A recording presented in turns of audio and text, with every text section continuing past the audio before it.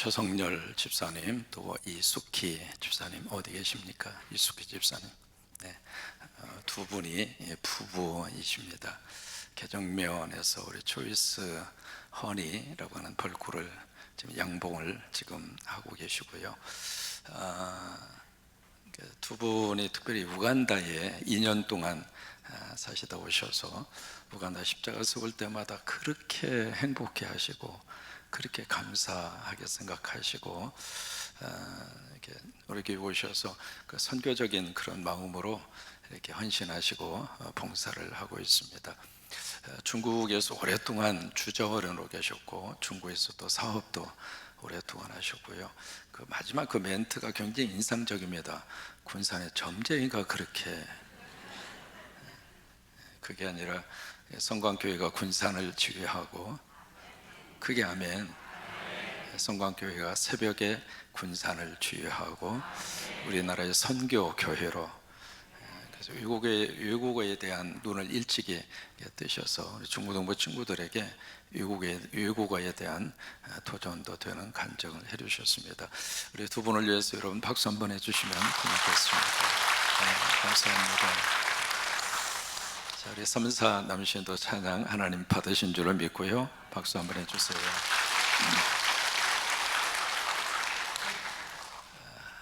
맹구가 밤하늘을 보면서 도대체 별이 몇 개요?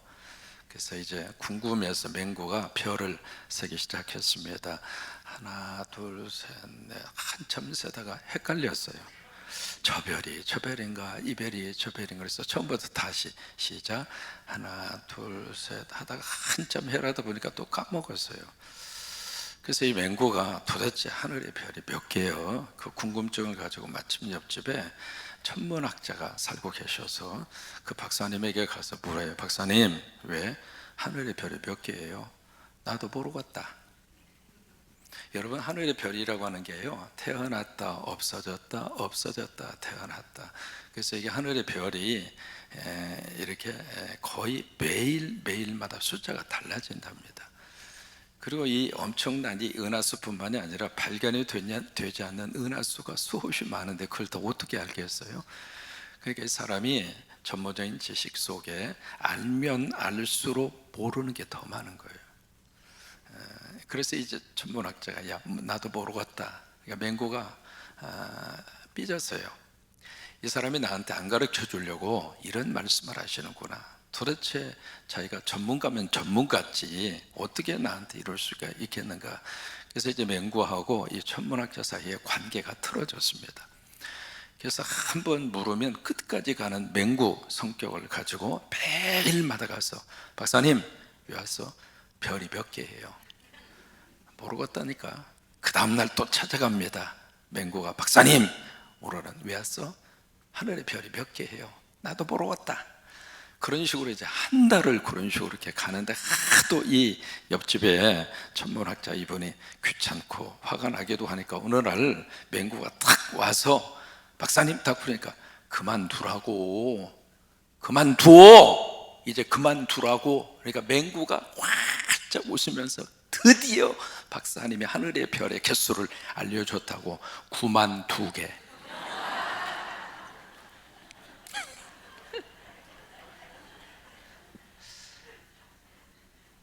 맹구는요, 하늘의 별의 숫자가 정확하게 몇 개 있는가 그것은 관심 밖이에요. 박사님하고 자기와의 관계가 어떻든 간에 소통되기를 원했다 이 말이에요. 오늘 성경에서 그런 관계를 우리가 읽어볼 수 있습니다. 이게 바울과 고린도 교회 교인들 사이의 관계가 지금 뭔가가 지금 틀어졌습니다. 고린도전서 16장을 보시면은 사도 바울이 고린도전서 마지막 페이지를 끝내면서 앞으로의 계획을 그들에게 밝힙니다. 내가 지금 에베소에 있는데 에베소에 있다가 에게해 바다를 건너서 마게도냐로 건너간 다음에 그 마게도냐 지역에 있는 유명한 교회가 빌립보 교회입니다. 그리고 밑에 내려오면 데살로니가 교회가 있고요. 그래서 내가 그쪽 지역을 방문한 다음에 그 다음에 내가 고린도로 데려가서 고린도에서 겨울을 지낸 다음에 너희들이 나를 예루살렘으로 보내주었으면 좋겠다. 그 계획을 그들에게 밝힙니다. 그래서 그 다음에 디모데를 이 고린도 교회에 보냅니다. 고린도 교회로 보내면서 그 다음에 이 바울 나름대로의 스케줄을 잡는 거예요. 잡는데 이 디모데를 통해서 고린도 교회의 상황을 쭉 들은 다음에 바울의 마음속에 안 되겠다, 고린도 교회의 문제가 생각보다도 심각하구나, 그렇게 느끼고 나서 마게도냐를 통해서 쭉 돌아가는 것보다 바로 내가 고린도로 가야 되겠구나, 이 문제를 빨리 가서 해결하고 싶은 마음에 스케줄을 바꿀 생각을 합니다. 그래서 에베소에서 바로 에게해를 건너서 고린도로 갔다가 이 고린도에서 그 다음에 위에 마게도냐 빌립보 교회가 있는 지역으로 올라갔다가 다시 그 마게도냐에서 고린도로 다시 왔다가 그 고린도에서 예루살렘으로 가는 스케줄을 생각합니다. 이제 그런 마음으로 스케줄을 딱 잡고 그리고 나서 이 바울이 에베소에서 고린도를 들어갑니다. 고린도 교회에 들어가서 딱 상황을 살펴보니까 몇 가지 문제는 해결이 됐지만 그 교회 안에 이 바울을 대적하고 바울을 적대하는 세력이 똘똘 뭉쳐 있는 거예요. 야, 이게 쉬운 문제가 아니구나. 그래서 고린도를 방문한 다음에 그 다음에 바울이 어디로 올라갔는가? 위로 올라갑니다. 마게도냐 지역으로 올라가요. 그래서 원래 계획대로 말하면 그 마게도냐에서 고린도로 다시 와야 돼요. 그게 오늘 성경에 너희로 하여금 2번 은혜를 받게 하기 위하여 그 부분입니다. 왜냐하면 2번 방문하니까. 그러니까 고린도 성도 입장으로서는 바울 사도가 오는 것이 하나님이 주시는 은혜였어요. 여러분, 주의 종을 만나는 것이 여러분에게 은혜가 됐으면 좋겠어요. 오늘 이 시간에 간증을 들을 수 있는 것이 하나님의 은혜고요, 새벽기도 나온 것이 하나님의 은혜고요, 아멘 할 수 있는 것이 하나님의 은혜고요, 이것이 고린도 성도 입장으로서는 사도 바울의 방문과 그 만남 자체가 은혜였다 이 말이에요.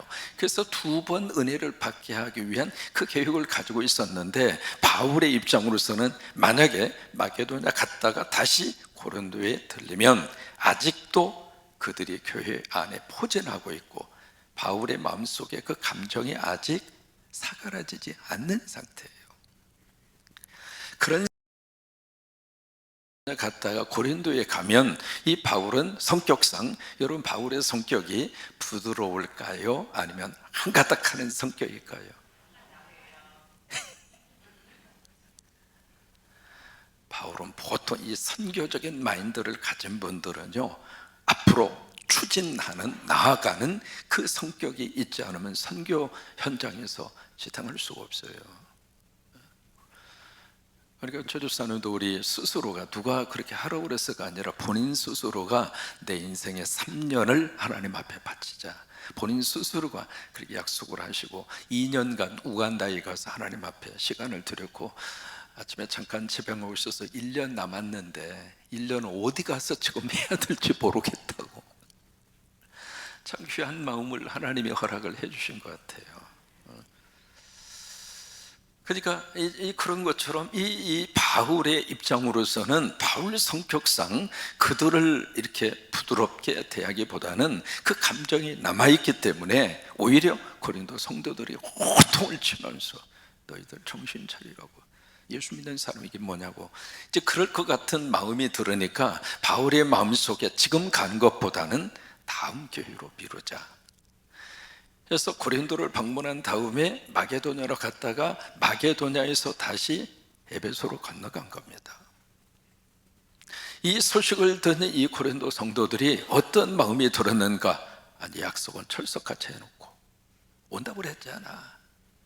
마게도냐 올라갔다가 다시 온다고 그랬잖아. 그때 어떻게 우리한테 약속을 해놓고 바울이 마게도냐에서 그냥 에게해 바다를 건너서 가버려?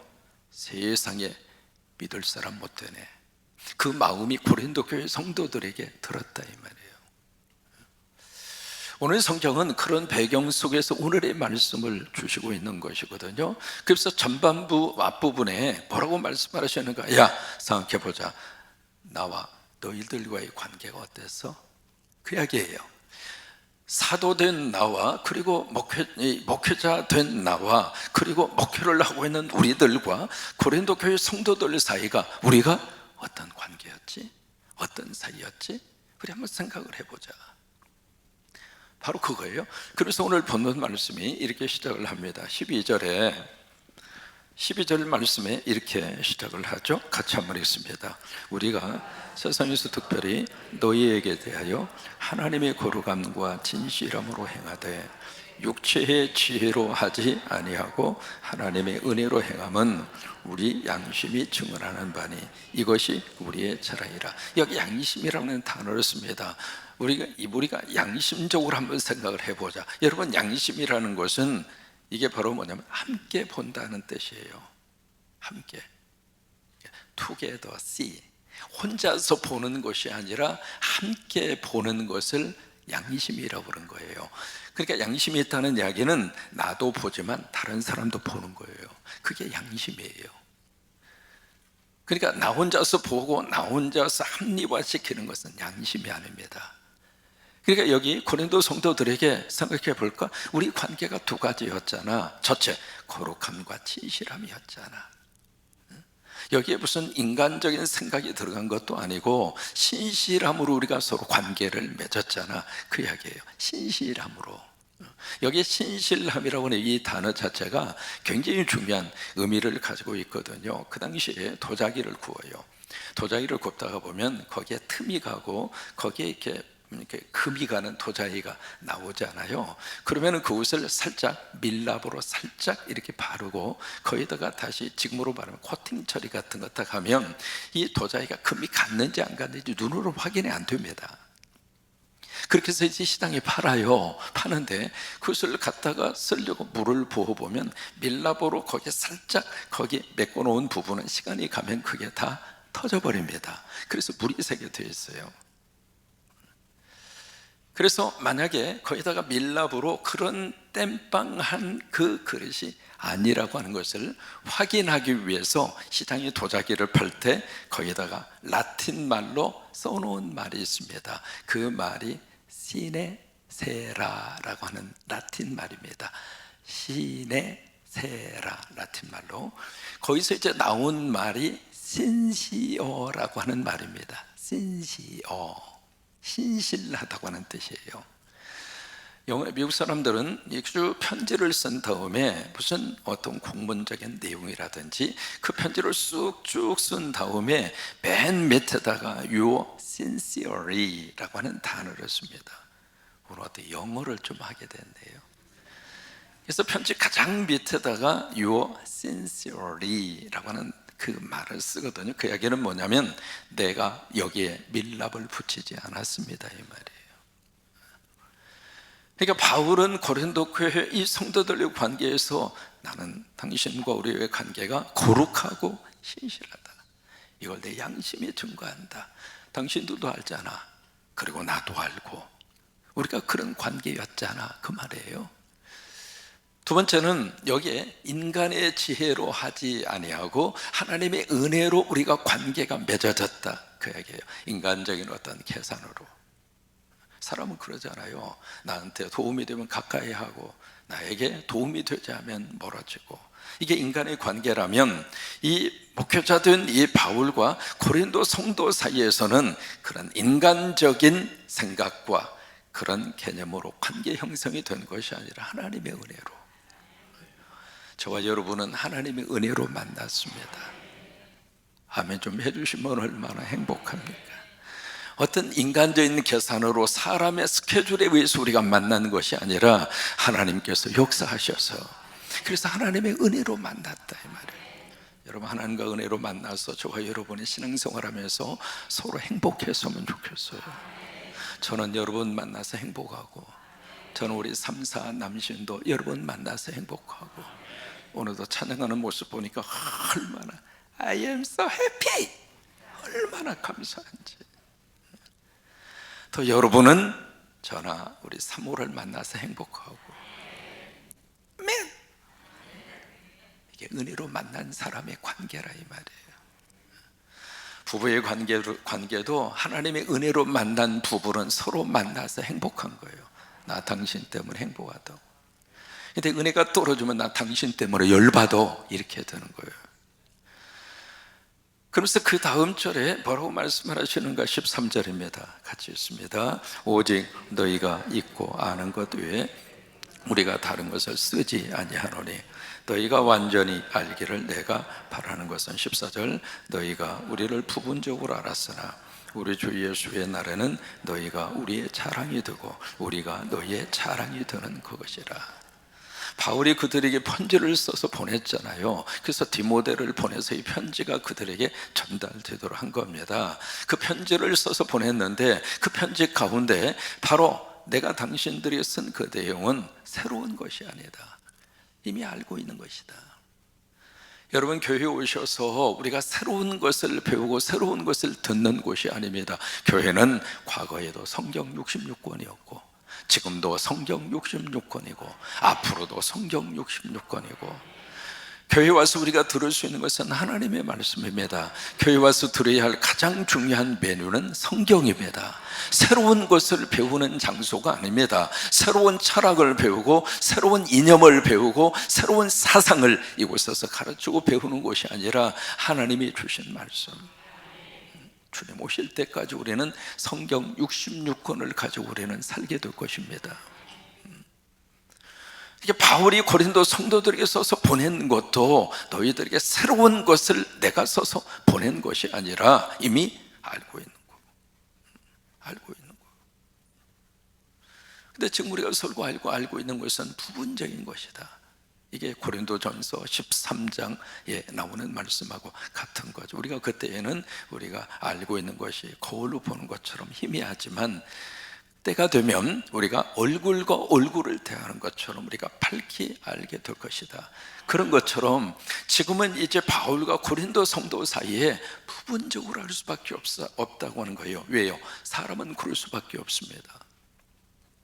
내가 누군가를 안다 그렇게 말하죠. 얼마나 알아요?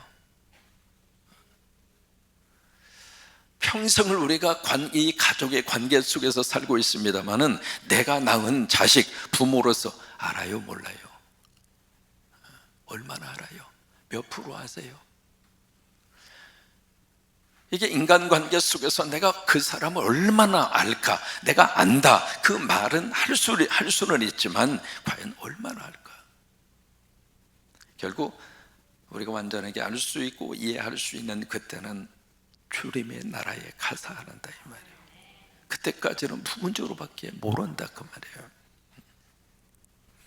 그러면서 15절 말씀에 본격적으로 하고 싶은 말씀을 꺼내놓습니다. 내가 이 확신을 가지고 너희로 2번 은혜를 얻게 하기 위하여, 이게 아까 말씀드린 그 내용입니다. 먼저 너희에게 이르렀다가 이게 에베소에서 고린도로 갔다가 너희를 지나 마게도냐로 갔다가 위로 올라가는 거예요. 위로 마게도냐로 갔다가 그 다음에 다시 마게도냐에서 너희에게 가서 다시 고린도로 데려오는 거예요. 이게 원래 스케줄이었다 이 말이에요. 너희의 도움으로 유대 예루살렘으로 가기를 계획했다. 이게 이제 원래 가지고 있었던 계획이었다 그 말이에요. 근데 17절 말씀에 내가 이렇게 계획을 세우고 내가 이렇게 스케줄을 짤 때 어찌 경솔히 하였으리요. 내가 이것을 짤 때 그냥 인간적인 생각으로 감정적으로 이렇게 했으면 좋겠다 그렇게 해서 내가 그렇게 스케줄을 짰겠느냐 이 말이에요. 그러면서 이 계획하기를 육체를 따라 계획하여 하면서 아니라 하는 일이 내게 있겠느냐. 여러분, 이 말을 지금 사도 바울이 고린도 성도들에게 이 편지를 쓰는 그 마음과 그 심정을 이해가 되시겠습니까? 아까 말씀드린 그런 분위기 속에서 고린도 교인들이 바울에 대해서 계속 현막글을 붙이는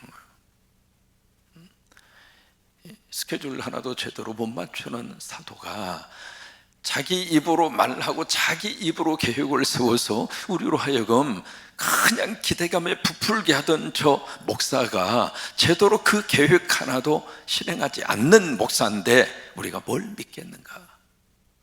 그런 분위기가 바로 고린도 교회 안에 팽배하게 있었던 거예요.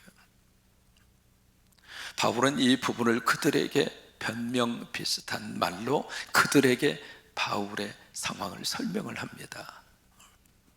그러니까 바울의 입장으로서는 나름대로 계획을 쭉 세웠고 그 계획을 고린도 성도들에게 밝혔습니다마는 기도하는 가운데 때가 지금 아니구나. 우리가 자문에 있는 말씀대로 사람이 계획을 세우나 그 걸음을 인도하시는 분은 누구예요? 하나님이시잖아요. 바울은 그 믿음으로 그것을 계획을 변경한 거예요. 지금보다 다음에 가는 게 훨씬 더 유익하겠구나. 지금 가면 감정과 감정이 부딪히니까 오히려 더 감정적으로 서로에게 상처만 줄 뿐이니까 지금 말고 다음에 가는 게 훨씬 더 좋겠구나. 그러니까 목회자 입장으로서는, 바울의 입장으로서는 이것이 하나님의 뜻이다, 그렇게 믿고 계획을 변경한 거예요. 그러나 고린도 성도 입장으로서는 바울의 그 깊은 기도 속에서 얻은, 하나님과의 관계 속에서 얻은 그 결론에 대해서 고린도 성도들은 이해를 못하고 이해를 안 해주고 있는 거예요. 오늘 이 말씀을 묵상하면서 우리 깨닫는 게 있습니다. 아, 관계가 이렇게 중요하구나. 관계가 한 번 신뢰가 깨지고 나면 무슨 말을 하더라도 귀에 안 들어오는 거예요. 근데 깨지는데 이 관계가 어떻게 해서 깨지는가? 서로가 잘못해서 관계가 깨지기도 하지만 한쪽이 오해하니까, 한쪽이 이해하려고 하지 않으니까 이 관계가 깨지더라 이 말이에요. 인간관계를 세 가지로 이야기합니다. 첫째, 로또 같은 관계가 있다고 그래요. 로또 같은 관계, 무슨 관계일까요? 맞은 적이 없어. 이게 로또 같은 관계라고 그래요. 근데 거기서 하나 더 발전되는 관계가 있습니다. 에이즈 같은 관계가 있습니다. 이 관계를 한 번만 걸려봐라, 내가 죽을 것이다. 좀 섬뜩하죠? 여러분, 에이즈 한 번 걸리면 죽잖아요. 그러니까 에이즈 같은 관계는 한 번만 걸려라, 너 죽는다. 그게 에이즈 같은 관계라는 거예요. 이게 참 이 관계 속에서 내가 누군가를 죽이면 나 혼자 살 것 같은 착각이 있죠. 나도 죽어요. 연못에 개구리 두 마리가 사이좋게 살았거든요. 형님 동생 하면서. 거기에 이제 먹잇감이 딱 제공이 되면 뒷다리는 네가 먹고 앞다리는 내가 먹고 그렇게 사이좋게 그렇게 서로 살았어요. 그래서 살도 통통 찌고 건강하게 그렇게 살았는데 어느 날 개구리 한 마리가 가만히 생각해 보니까 이 저 녀석만 없으면 내가 다 먹는데 그 욕심이 들어간 거예요. 욕심이 들어가서 이 개구리 두 마리가 서로 결투를 벌이면서 사생결단하고 싸웁니다. 물고 뜯고 물고, 대갈통도 물고 뒷다리도 물고, 그런 식으로 물고 뜯고 하면서 계속 피투성이가 될 정도로 싸우다가 드디어 개구리 한 마리가 한 마리를 죽였어요. 야, 내가 이겼다, 승리감에 취해서 죽은 개구리 한 마리가 둥둥 하얀 별을 하늘로 띄우면서 연못에 떠 있습니다. 그때부터 이 승리한 개구리 한 마리가 그 호숫가에 떨어진 먹이는 자기 혼자 다 먹었습니다. 배가 얼마나 통통하게 살이 쪘는지 비만증에 걸렸습니다. 근데 어느 날 이 배가 하늘로 둥둥 떠 있는 죽은 개구리가 썩었습니다. 썩으면서 점점 이 연못이 오염이 됩니다. 오염이 돼서 결국 그 연못에 승리감에 취해 있는 비만증이 개구리도 결국 그 오염된 물을 마시고 죽었대야. 남을 죽이면 나 혼자 사는 게 아닙니다. 남을 죽이면 나도 죽습니다. 그러니까 에이즈 관계 속에 들어가면 서로가 서로를 죽이는 거예요. 그런데 하나님이 기뻐하는 관계가 있습니다. 살림 관계입니다. 이 살림의 관계는 서로 믿어주는 거예요. 여러분, 이 부부의 관계에 있어서 좀 속더라도 믿어주는 사람, 서로 믿어주는 관계가 훨씬 좋아요. 속여봤자 얼마나 속이겠어요. 차라리 속고 나를 속인다 생각하는 마음이 들어도 그냥 믿어주면서 사는 것이 훨씬 더 행복하지 않을까요? 이 살림의 관계는 서로가 서로를 밀어주고 당겨주고 세워줍니다. 그래서 살림의 관계는 나도 살고 당신도 살고 당신도 살고 나도 살고, 이런 관계, 바울은 바로 고린도 교회와 성도들과의 관계에서 그것이 회복되기를 지금 원하고 있습니다. 그래서 이 편지를 쓰고 있는 거예요. 내가 이해하면서 속으로 아니라 했을까? 아니다. 나는 이해했을 때는 이해할 수밖에 없는 일이 있었고, 아니라고 말하고 있는 이 상황 또한 아니라고 할 수밖에 없는 그 일이 있다. 그러니 이해했던 나를 마치 아니오라고 생각하는 것처럼 오해하지 말고, 내가 아니오라고 말을 했을 때 뒤로 꼼꼼히 속으로 이해하고 있을 거야 라고 하는 이중적인 그런 목회자로 나를 바라보지 말고. 왜? 너희들과 우리의 관계는 그런 관계가 아니지 않니? 여러분, 이 모든 인간의 관계 속에 주님의 은혜로 신뢰가 회복되기를 바라고, 관계가 다시 정상으로 회복되기를 바라고, 그런 은혜가 이 새벽 여러분 가운데 임하시게 되기를 주의 이름으로 축원합니다.